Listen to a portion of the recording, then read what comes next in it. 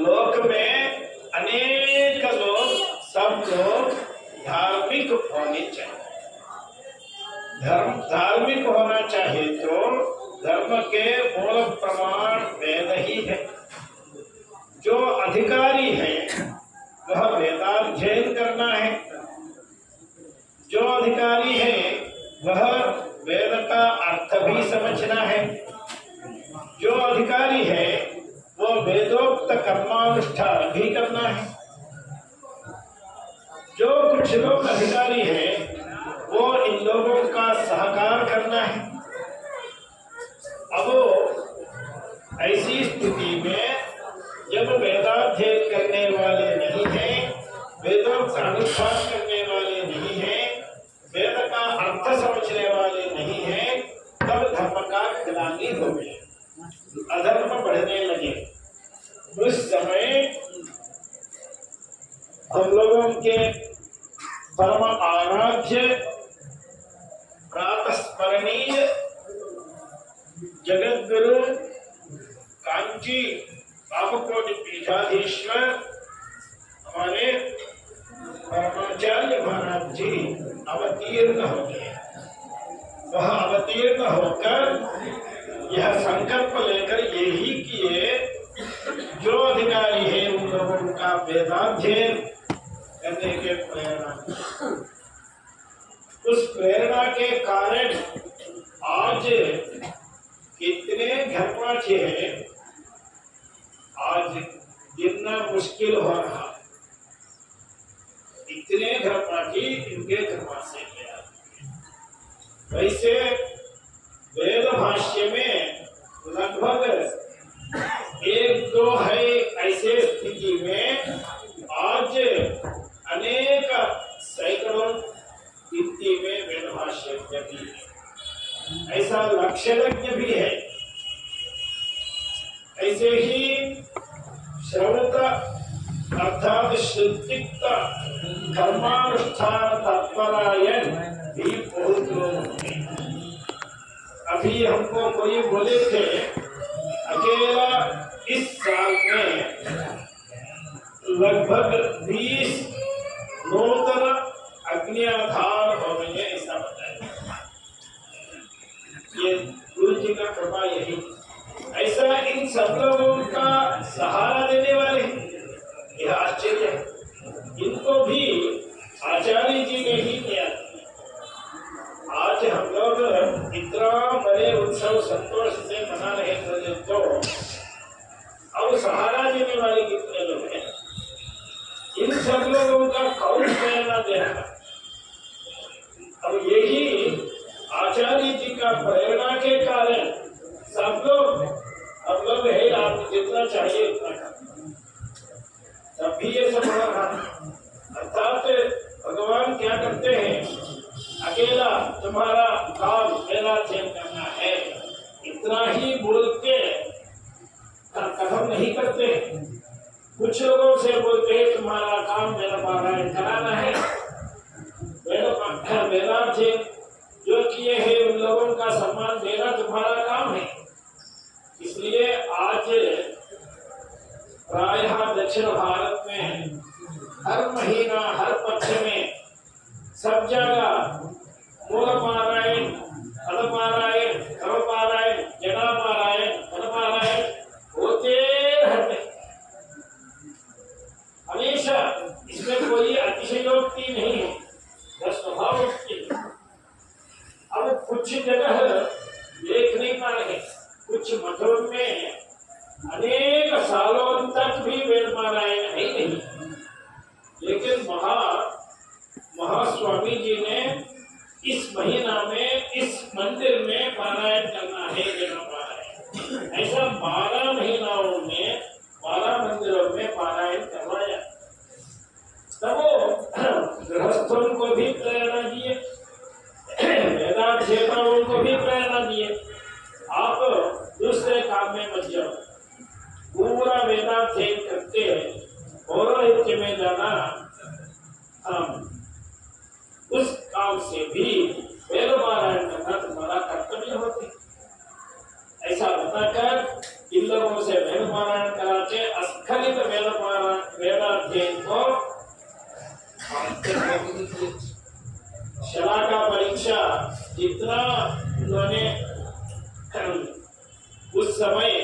प्रचार में लाए।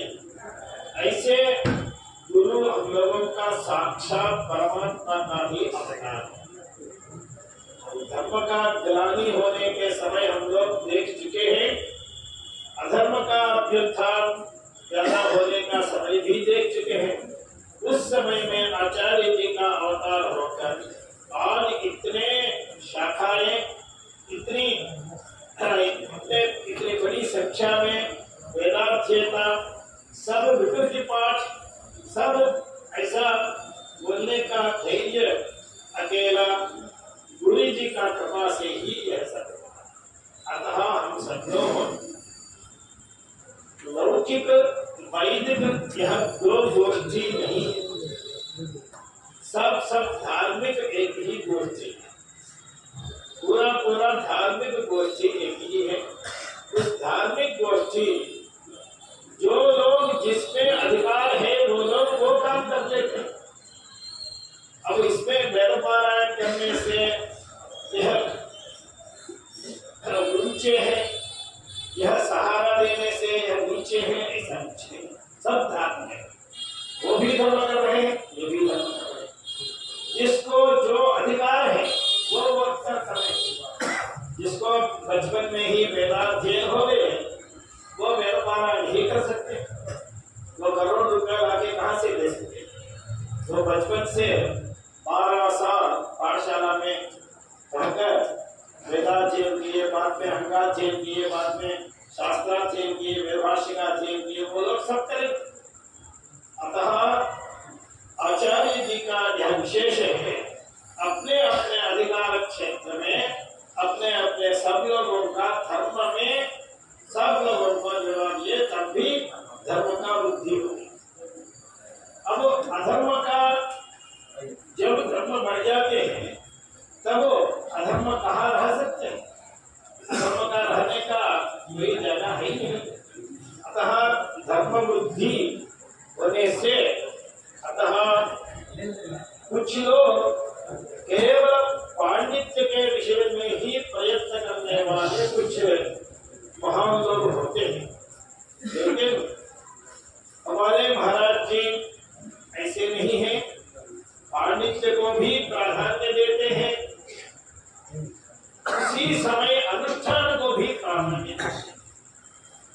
अब जिन लोगों का अनुष्ठान करने के लिए अधिकार है, जिज्ञासा है, चिकीर्षा है, वो लोग ही अनुष्ठान कर सकते हैं। हमने वेदाध्ययन किए, हमने लक्षण का अध्ययन किए, हमने वेदभाष्य का अध्ययन किए, हमको हम ज्ञान क्यों नहीं कर सकते हैं? ऐसा कोई नहीं बोल सकते हैं। बहुत लोग नहीं कर पाए, पूरा जिंदगी चले गए। वो 1 लाख जन्मों में पुण्य है तो संपूर्ण वेदाध्ययन कर सकते हैं। 10 जन्मों में पुण्य ही पुण्य किया तो विप्र हो जाएगा।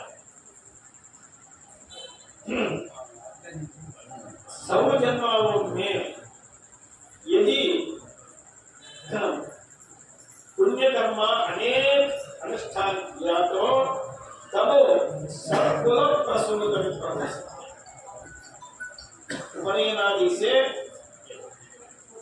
उपनयनादि होने के बाद कम से कम थोड़ा कुछ वेद में परिचय के लिए सूक्तादि पढ़ना चाहिए, तो भी 100 जन्मों का पुण्य चाहिए। ऐसा 1 लाख जन्मों का पुण्य है तो ही सांग सरहस्य सोपांग वेदाध्ययन कर सकते हैं। कोटि जन्मों में पुण्य है तो वेदोक्त अनुष्ठान में प्रवृत्ति आती है। अब सब लोगों का यह प्रवृत्ति नहीं आती। अब हम लोगों का भी वेद में विश्वास है, भगवान में विश्वास है, शास्त्र में विश्वास है, लेकिन कम से कम एक छोटी सी अपने कार्य करने का भी प्रवृत्ति नहीं आ रही। घर में सब कुछ है, घर में यह नहीं है ऐसा कुछ नहीं, लेकिन एक छोटा सा हवन कुंड नहीं है। शास्त्र कहते हैं जहाँ वेद ध्वनि नहीं है, जहाँ गोर रेणु नहीं है, जहाँ होम धूम नहीं है, वह घर नहीं कहलाते हैं, भवन नहीं कहलाते हैं। हकार वहां हट जाते हैं, क्या बचेगा? इतना ही बचेगा। अतः वो लोग वहां देवता लोग रहेंगे नहीं, तीन होंगे। स्वाहा स्वधाकार विवर्जितानि, वो सब किस मंदिरों में, मंदिर माने किस घरों में होते हैं, वही भवन कहलाते हैं, वही देवता का स्थान होते हैं, वही शांति का भी स्थान है।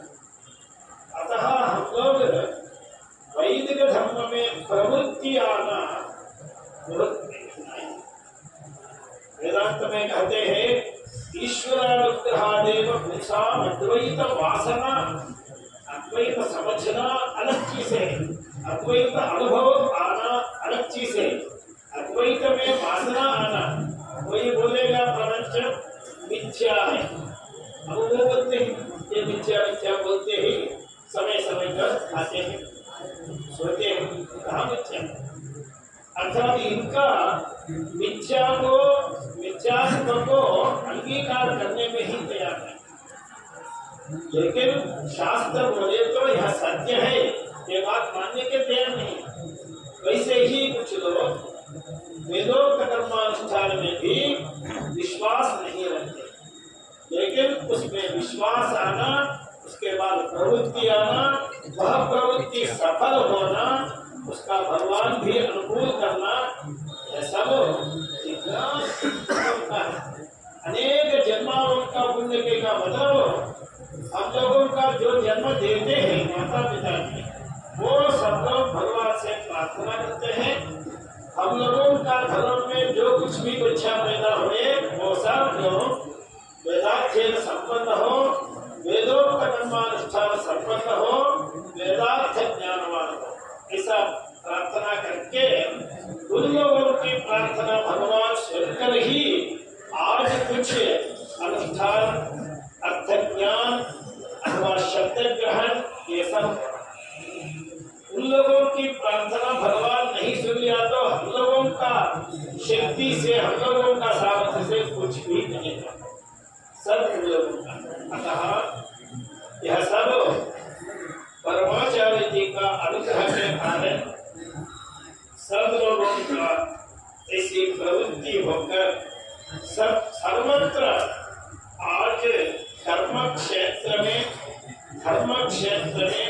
संपूर्ण भारत में जहाँ कहाँ भी एक वेदाध्ययन संपन्न है, ऐसा पूछ लिया तो उसका एकमात्र कारण महाचार्य है। हमने लगभग 40 साल के पहले एक बार पुणे में, वहाँ एक पाठशाला में रात में हम विश्राम करने के लिए गए थे।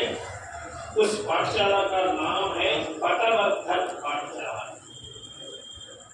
वहाँ एक ऋग्वेदी, उस समय अग्निहोत्री थे, ऋग्वेद का अग्निहोत्री थे, उसका स्थापक हमको मिला, वह ब्रह्मचारी थे। उस समय उनका लगभग 90 उम्र के उम्र है।